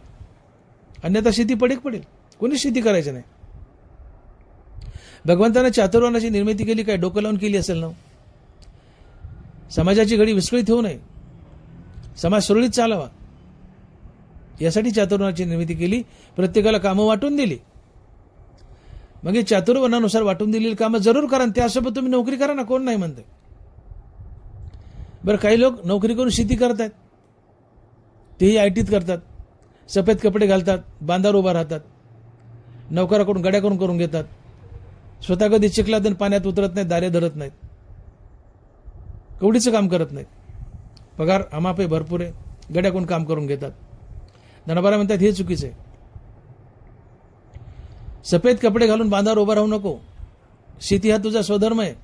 शेती स्वतः कर. राहिलं फार मोठं काबाड कष्ट, ज्वारी काढायची, नाही काढता येत, ज्वारीला पाणी तरी दे. ज्ञानोबा लिहित आहेत की विहित कर्मे स्वये करी तो मोक्षाच्या आयलद्वारी पैठा होय. ऐकावी ज्ञानोबाची. विहित कर्मे स्वये करी तो मोक्षाच्या आयलद्वारी पैठा होय. म्हणून कर्म जे आपले जाती स्वभावे असे आले, करीतेने जितिले कर्म बंधाते. कर्म जे आपले जाती स्वभावे आले, तुमची जात वैश्य आहे, मग वैश्याचं कर्म आहे शेती करणं. मग कर्म जे आपले जाती स्वभावे आले, करीतेने जितेले कर्मबंधाके. मग तुम्ही वैश्य आहेत, तुमची जात वैश्य. या 18 पगड जात नाही, ते सोडून द्या. त्या जाती व्यवसाय निर्माण झाल्या. लाकडं तासले, लोखंड तासलं, सोनं तासलं, गाडगे घरले, त्यानुसार त्या जाती निर्माण झाल्या. मी जातीचे नाव घेत नाही आता, पण तशा जाती निर्माण झाल्या, व्यवसाय झाल्या. ज्याचा जो व्यवसाय तीच त्याची जात झाली. त्या जातीच नाहीत खऱ्या. खरी जात वैश्य. ही 18 पगड जात वैश्यात येते. मग वैश्याचं कर्म काय? वैश्याचा स्वधर्म काय? किंबहुना कृषीजीने, शेती आहे, गोपालन आहे, व्यापार आहे. मग वैश्य ही तुमची जात आहे. ज्या 400-500 ओबीसी जाती येतात, या सगळ्याची जात वैश्य आहे. मग आपल्या जातीला संतुष्ट करा. वैश्य तुमची जात, वैश्य जातीला संतुष्ट करा. तर कशाने संतुष्ट करा? शेती करा. नोकरी करा तर स्वतः शेती करा. कारण भगवंताला हे अपेक्षित आहे की तुमचं कर्म तुम्ही करावं. घरामध्ये स्वयंपाकाला बाई, भांड्याला बाई, देवपूजेला बाई, आणि बाई नुसती बसलेली, हे सुद्धा स्वधर्माचं पालन नाही. बाईने आपलं घर आपण झाडावं, आपला स्वयंपाक आपण करावा. ठीक आहे, भांड्याला बाई, ठीक आहे, धुण्याला आहे, पण स्वयंपाक घरात स्वयंपाकाला बायका आहेत, बायका स्वयंपाक करणार. अरे देवपूजेला बायका आहेत. स्वधर्म टाकलाय तुम्ही. आपल्या वाटेला कर्म आपण करावं. बांधावर उभा राहून सफेद कपडे घालून, खिशात हात घालून नोकरीला आदेश देऊ नका. याचा अर्थ तुम्ही स्वधर्म टाकला, आपल्या जातीला संतुष्ट केलं नाही. तुम्ही वैश्य आहेत, वैश्य तुमची जात आहे. वैश्याचा स्वधर्म शेती, नाही ज्वारी काढणं, ज्वारीला पाणी द्या. तुम्ही स्वधर्म पाळला. स्वर्गीय देवता प्रसन्न होतील या पूजेने. तुमचं योगक्षम चालू होते. पण काहीच केलं नाही, नोकराकडून करून घेतलं. तुम्ही स्वधर्म टाकला. मग नरवार आली, त्या स्वधर्म साकडो देखून केला कडू, तरी मोक्ष सुरवाडू अंतरला की. स्वधर्म टाकला, दारिद्र्य येईल, मोक्ष जाईल. पण विहित कर्म स्वये करी, तो मोक्षाच्या आईलद्वारी पैठा आहे. विहित कर्म स्वतः करतो, शेती स्वतः करतो, तो मोक्षाच्या दारात उभा राहतो. आणि मग कर्म जे आपले जाती स्वभावे असे आले, करीतेने जितेले कर्म बंधाते. वैश्य तुमची जाते, शेती करा. तुम्ही स्वधर्माचं पालन केलं, तुमचं कर्मबंधन जाईल, तुम्ही मुक्त व्हाल. आणि म्हणून हा इशारा लक्षात घ्या की नरबरा म्हणतात की संतोषो नेदिल ज्ञाती आपुले. केवळ कर्म देवाची पूजा म्हणून करणं एवढा स्वधर्म नाहीये. कर्म तर देवाची पूजा म्हणून कराच, पण त्यासोबत अग्नीला हवन करा, प्रसंगी ब्राह्मणाला भोजन घाला, गुरुभक्ती करा, पाहुण्याचा आदर करा, आणि आपल्या जातीला संतुष्ट करा. अर्थात ज्या वर्णात जन्म घेतलाय त्या वर्णाचं कर्म करा, आणि ते करत करत नोकरी करा, व्यापार करा. तुम्ही स्वधर्माचं परिपूर्ण पालन केलं, यांनी भगवंतही प्रसन्न होईल, मुक्ती देईल, आणि स्वर्गीय देवता संतुष्ट होतील, तुमचा योगक्षम चालवतील, पर्जन धनधान्य देतील, संपत्ती देतील. हनुमंतान लिहित आहेत की या स्वधर्म पूजा पूजिता देवतागणा समजता योगक्षमो निश्चिता करीती तुमचं. आणि म्हणून मी अपेक्षा करतो की शाने व्हा, नोकऱ्या करा, पण ते करत करत ज्या वर्णात जन्म घेतला त्या वर्णाचं काम करा. हे स्वधर्माचं परिपूर्ण पालन आहे. स्वधर्माचं पालन केलं, वर्णानुसार शेतकऱ्याच्या मुलांना शेती केली, तर समाजातून एका मिनिटात बेकार निघून जाईल. एका मिनिटात निघून जाईल. तुम्ही एकडे स्वतःला सुशिक्षित म्हणता आणि दुसरीकडे बेकार म्हणता. सुशिक्षित तर बेकार कसा काय? सुशिक्षित बेकार कसा? सुशिक्षित आहे बेकार आहे याचं कारण तुम्ही स्वधर्म टाकलाय. वैश्याची लेकर आहेत, शेती टाकली म्हणून बेकारी आली. म्हणून समाजातली बेकारी घालायची असेल तर चातुर्माची घडी लक्षात आणा. बापाचा रेडीमेड व्यवसाय मुलाला मिळतो, समाजात बेकारीच येत नाही. तुम्ही शेतकऱ्याची मुलं आहेत, वैश्य आहेत, ओबीसी आहे, 400 जाती आहेत, शेतकऱ्याची मुलं आहेत. बाप शेती करतो, बाप म्हातार झाला, तुम्ही शेती करा ना, आणि शेती करून नोकरी करा. करता येते नोकरी आणि शेती, व्यापार करा. बेकारी जाईल, स्वधर्माचं परिपूर्ण पालन होईल, भगवंत संतुष्ट होईल, मुक्ती देईल. या स्वधर्माच्या पालनानं स्वर्गीय देवता संतुष्ट होतील, तुमचं योगक्षम चालवतील. आणि मग ज्ञानबारा म्हणतात की या स्वधर्म पूजा पूजिता देवता गणा समजता योगक्षमो निश्चिता करीती तुमचं. आणि जर स्वधर्माचं पालन केलं नाही, नुसते इंद्रियाचे लळे पुरवले, श्रीमंतीने तुम्हाला मस्ती माज आली, तर येणारा काळ तुम्हाला दंडित करेल, शासित करेल. चोर म्हणून तुमचं सर्वस्व हिरावून घेईल, तुम्हाला दारिद्र्य येईल. आणि मग जी माणसं आज बांधावर उभं राहून सफेद कपडे घालून खिशात हात घालून नुसतं नोकराकडून कामं करून घेतात, स्वतः काम करत नाहीत, स्वधर्म टाकतात, भविष्यात त्यांना येणारा काळ शासन करतो. कधी ना कधी त्यांना दारिद्र्य येतं, ते भिकायला लागतात. म्हणून बघा की जुन्या काळी जे जागीरदार होते, जमीनदार होते, 100, 150, 200 एकर जमीन होती, 10 अवतं चालायच्या शेतात. या माणसाने स्वधर्म टाकला, नुसतं लोकांकडून काम करून घेतलं, स्वधर्म पाळला नाही. सफेद कपडे घालून बांधावर उभा राहायचे आयटीत आणि नोकराकडून काम करून घ्यायचे. येणाऱ्या काळाने यांना शासित केलं, नशीब यांच्यावर रुसलं. काळानं यांची श्रीमंती हिरावून घेतली. या जागीरदारला, या श्रीमंताला एवढी गरिबी आली की हे मेले तर पुरायला त्यांच्या मालकीत जागा शिल्लक राहिली नाही, एवढं दारिद्र्य आलं. आणि मग दनाबारा लिहितात की स्वधर्म जो सांडील त्या ते काळू दंडील, चोरू म्हणून हरविल सर्वस्व द्यायचे. आणि मग स्वधर्माचं पालन करा. स्वकर्मानं ईश्वराला भजा. स्वकर्मानं ईश्वराला भजलं ते ईश्वराची पूजा आहे, स्वर्गीय देवतांची पूजा आहे. आणि या स्वधर्माच्या पालनानं स्वर्गीय देवताची पूजा झाली तर त्या बदल्यात ते महत्वाची गोष्ट तुम्हाला पर्जन्य देतात. हा एक आजचा महत्वाचा भाग आहे. पर्जन्य देतात, धनधान्य देतात, पैसा देतात, तुमचं योगक्षेम चालवतात. स्वकर्मानं ईश्वराला भजलं अर्थात स्वधर्माचं पालन केलं, निष्काम कर्मयोग केला तर स्वर्गीय देवता प्रसन्न होतात आणि त्या बदल्यात तुम्हाला त्या पाऊस देतात. पाऊस कसा पडतो? दनबारा लिहितात पाऊस यज्ञातून पडतो. पाऊस यज्ञातून पडतो. दनबारा लिहितात तया पर्जन्य यज्ञी जन्म, यज्ञाते प्रगटी कर्म, कर्माशी अधिब्रह्म वेदरूप. तया पर्जन्य यज्ञी जन्म, यज्ञाते प्रगटी कर्म, कर्माशी अधिब्रह्म वेदरूप. अन्नास्तव भूते प्रवरोह पावती समजते, मग वरुषु या अन्नाते सर्वत्र प्रसवे. तया पर्जन्य यज्ञी जन्म, यज्ञाते प्रगटी कर्म, कर्माशी अधिब्रह्म वेदरूप. तया पर्जन्य यज्ञी जन्म. पावसाचा जन्म यज्ञातून होतो. पावसाचा जन्म यज्ञातून होतो. मी बोलून गेलो ज्ञानेश्वरीतला यज्ञ म्हणजे तो होम हवन तुपाचा लाकडाचा यज्ञ नाही. ज्ञानेश्वरीतला यज्ञ म्हणजे कर्मानं ईश्वराला भजणं, कर्मदेवाची पूजा म्हणून करणं, कर्मदेवाची पूजा म्हणून करणं हाच ज्ञानेश्वरीतला यज्ञ आहे. मग तुम्ही निष्काम कर्मयोग केला, फलत्यागयुक्त कर्म केली, कर्मानं ईश्वराला भजलं, कर्मदेवाची पूजा म्हणून केलं तर हा यज्ञ आहे. आणि या यज्ञाने प्रसन्न होऊन देव आणि स्वर्गीय देवता दोघंही तुम्हाला पर्जन्य देतात, पाऊस देतात. त्या पर्जन्य यज्ञी जन्म अर्थात तुमच्या नीतियुक्त कर्मातून, इमानदारीने केलेल्या कर्मातून, फलत्यागयुक्त केलेल्या कर्मातून पाऊस पडतो. दनबारा लिहितात मी सूर्याचे निवेशे तपे ते हे शोषे, पाठी इंद्र हो निवर्षे मग पुढती भरे. दनबारा शास्त्रीय आणि पारमार्थिक पाऊस पडण्याची दोन्ही कारणं सांगतायत.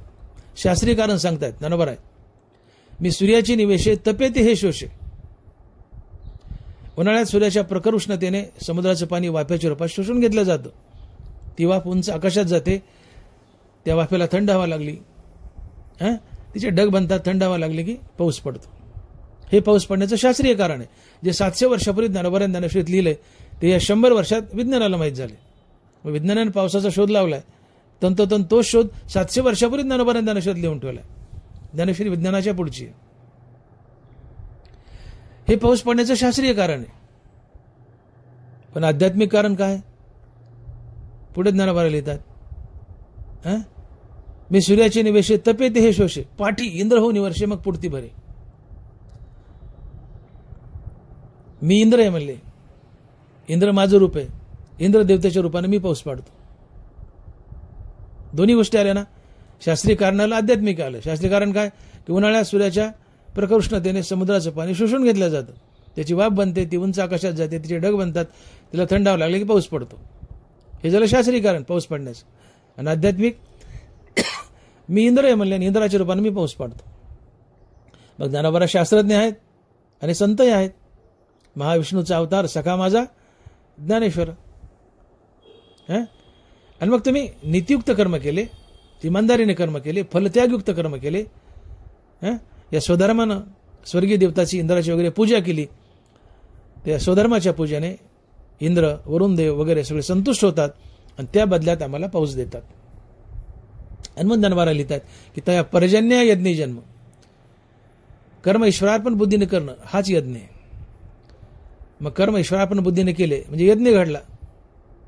आणि या कर्मानं संतुष्ट होऊन स्वर्गीय देवता इंद्र वगैरे तुम्हाला पर्जन्य देतात, पाऊस देतात. आणि या पृथ्वीवर समृद्धी वाढते. अन्नावर प्राणी मात्र पोचतात. अन्न पाण्यावर पोचतं. आणि या पाण्याला अर्थात पावसाला यज्ञ जन्म देतो. आणि हा यज्ञ आहे कर्म, ईश्वर आपण बुद्धीने केलेली कर्म. म्हणून कर्म निष्ठेने करा, इमानदारीने करा, फलत्यागयुक्त करा, ईश्वर आपण बुद्धीने करा, भरपूर पाऊस पडेल. आजकाल अशी गंमत झाली आहे की पाऊस वरच्यावर कमी पडत चालला. तर यावर्षी भरपूर पडला, तो भाग निराळा. पण तो दरवर्षी आम्हाला पाण्यासाठी वनवन भटकावं लागतं. का? तर आम्ही कर्म इमानदारीने करत नाहीत, निष्ठेने करत नाहीत, फलत्यागयुक्त करत नाहीत, देवाची पूजा म्हणून करत नाहीत. आणि कर्म देवाची पूजा म्हणून करणं ही स्वर्गीय देवताची पूजा आहे. पण कर्म देवाची पूजा म्हणून केली नाही तर ती स्वर्गीय देवतांची पूजा ठरत नाहीत. त्यामुळे स्वर्गीय देवता आमच्यावर रुष्ट होतात, नाराज होतात. आणि त्या बदल्यात पर्जन्यवृष्टी कमी होते, ते आम्हाला पाऊस देत नाहीत. मग आम्हाला दुष्काळाचे चटके भोगावे लागतात. आणि मग तुकोबाराय बोलतायत की या पापामुळे झाले सत्याचे वाटोळे, मेघ पडो भीती, पिके सांडिये लेक्षिती. समाजात पाप वाढले, अनिती वाढली. निष्ठेने इमानदारीने कुणी कर्म करत नाही, पाप वाढले, त्यामुळे सत्याचं वाटोळ झाले. आणि त्याचा परिणाम मेघ पडो भीती, पिके सांडी लेक्षिती. पाऊस पडाना गेले म्हणले, जमीन पिकाना. मग दुष्काळातून सुटका करून घ्यायची, पाण्यासाठी वनवन भटकायचं नाही. तर आपलं कर्म इमानदारीने करा, फलत्यागयुक्त करा, आपलं कर्म देवाची पूजा म्हणून करा. हे स्वधर्माचं पालन आहे. आणि या स्वधर्माच्या पालनानं स्वर्गीय देवता संतुष्ट होतात. आणि त्या बदल्यात तुम्हाला ते पर्जन्य देतात, धनधान्य देतात, श्रीमंती देतात, पैसादला देतात. आणि या सगळ्याचं रक्षणही करतात, तुमचा योगक्षेमही चालवतात. जे अप्राप्य ते प्राप्त करून देतात आणि अप्राप्याचं रक्षणही करतात. हा योगक्षेम आहे. हनुमंत नबारा लिहित आहेत की या स्वधर्म पूजा पूजिता देवतागणा समजता योगक्षेमो निश्चिता करीती तुमचं. आणि मग स्वधर्माचं पालन करा. स्वधर्माचं पालन जर केलं नाही तो भुईला भार आणि खायला काळ असतो. नरभारा लिहितात का गळा असताना आजेचे तसे जियाले देख तयाचे, जय अधिष्ठान स्वधर्माचे घडेचे ना. का गळा असताना आज्याचे, शिळीच्या आजा म्हणजे शिळीच्या गळ्याला एक स्तन असतं, बारीक लोंबत असते. ते काहीच कामाचं नाही, त्याला दूध येत नाही, काही नाही, विनाकारण वजन लोंबत असतं. तसं स्वधर्माचं पालन जो करत नाही, आपल्या वाटेलेली कर्म देवाची पूजा म्हणून जो करत नाही, तो त्या शिळीच्या स्तनासारखा असतो. खायला काळ आणि भुईला भार. तो पातकाची राशी जान भार भूमीसी, जो कुकर्म इंद्रियाशी उपयोगा गेला. जो स्वधर्माचं पालन करत नाही, आपल्या वाटेलेली कर्म देवाची पूजा म्हणून करत नाही, तो पातकाची राशी, तो पापी म्हणले, भुईला भार आहे म्हणले, आणि खायला काळ आहे.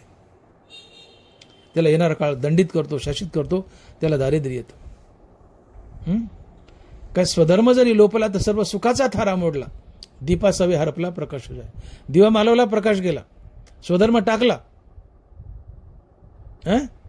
जीवनातून सुख समृद्धी गेली, दारिद्र्य आलं. मग स्वधर्माचं पालन करा, जीवनात समृद्धी येईल, सुख येईल. जो स्वधर्माचं पालन करत नाही तो लाताचा चेंडू असतो. धनबारा लिहितात की भ्रतारहीन वनिता उपहती पावे सर्वता, तशी दशा हे जीविता स्वधर्मेविन.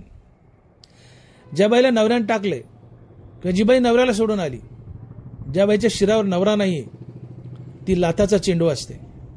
भ्रतारहीन वनिता उपहती पावे सर्वता. नवऱ्यानं टाकलेली बाई, तिचा सगळेजण उपहास करतात, ती लाताचा चेंडू असते. तसं स्वधर्म टाकलेला मनुष्य लाताचा चेंडू असतो, सगळे त्याचा उपहास करतात. तुम्ही काहीच करत नाहीत, कामच करत नाहीत. लोक म्हणतात मोकार जाऊन येते, पिदाड खादाडे, नालायक येते, मूर्ख येते, मोकार आहे ते. मुलगी द्यायची एखाद्या मुलाला, काय करतो ते? अवघा मोकार आहे, काहीच करत नाही. तुमचा उपहास होतो. तैसी दशा हे जीविता स्वधर्मे. नवऱ्यानं टाकलेल्या बाईचा जसा उपहास होतो, तिचा छळ होतो, किंवा तिचा पावलोपावली अपमान होतो, तसा स्वधर्म टाकलेल्या माणसाचाही पावलोपावली अपमान होतो. मग स्वधर्म टाकू नका. हनुमंताना लिहितात की, मग ऐके हे पांडवा, हा स्वधर्म कवने न सांडावा.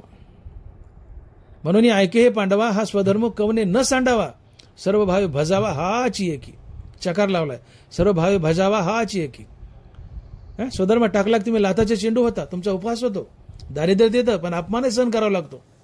मग कोणी स्वधर्म टाकू नका. भाविकता अंतकरणानं निष्ठेने स्वधर्माचं पालन करा. आपल्या वाट्याला कर्म देवाची पूजा म्हणून करा. कर्म फलत्यागयुक्त करा. हाच निष्काम कर्मयोग आहे. आणि म्हणून सकाळी उठल्यापासून रात्री झोपेपर्यंत आपल्या हातून घडणार प्रत्येक कर्म कर्माभिमानाने फलेच्छा टाकून हरिनाम घेत हरिनाम महत्वाचे. सकाळी उठल्यापासून रात्री झोपेपर्यंत आपल्या वाट्याला प्रत्येक कर्म हरिनाम घेत